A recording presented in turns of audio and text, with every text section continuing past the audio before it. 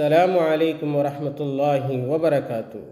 الحمد للہ رب العالمین والعاقبۃ للمتقین والصلاة والسلام علی اشرف الانبیاء والمرسلین نبینا محمد صلی اللہ علیہ وسلم وعلی آلہ واصحابہ اجمعین وبعد۔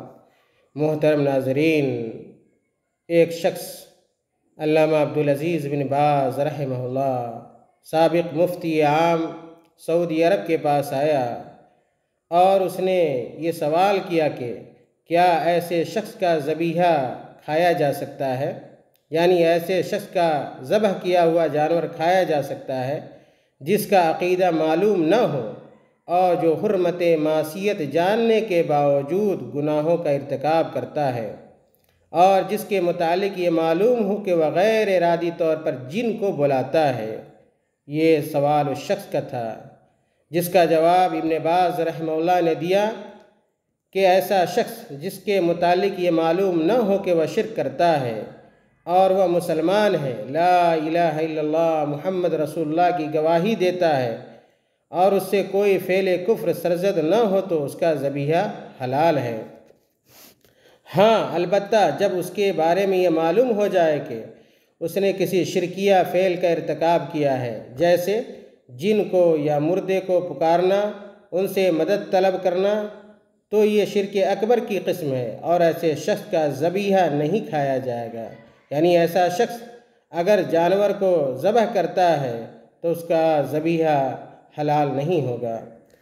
نیز ابن باز رحمہ اللہ نے فرمایا، جن کو پکارنے کی مثال یہ ہے کہ جیسے وہ جن سے کہے ایسا کرو ویسا کرو، مجھے ایسی چیز دو، فلاں کے ساتھ ایسا کرو۔ اسی طرح جو لوگ قبر والوں کو پکارتے ہیں یا فرشتے کو پکارتے ہیں اور ان سے استغاثہ کرتے ہیں یا ان کے لیے نظر مانتے ہیں تو یہ سب شرک اکبر ہے۔ اللہ تعالیٰ سے ہم عافیت و سلامتی کی دعا کرتے ہیں۔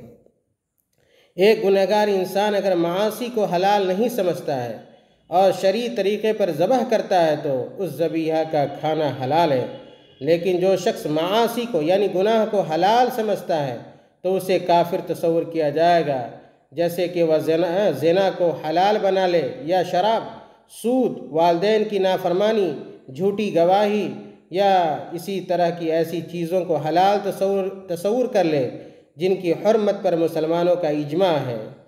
ہم اللہ سے سوال کرتے ہیں کہ ہر اس چیز سے محفوظ رکھے جو اس کے غیظ و غضب کا باعث ہو۔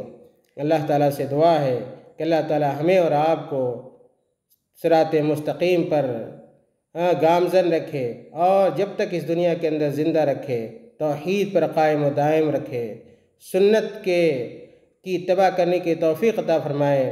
اللہ تعالیٰ ہر طرح کے شرک اور کفر سے ہمیں اور آپ کو مامون و محفوظ رکھے۔ آمین۔ وصلی اللہ علی نبینا محمد۔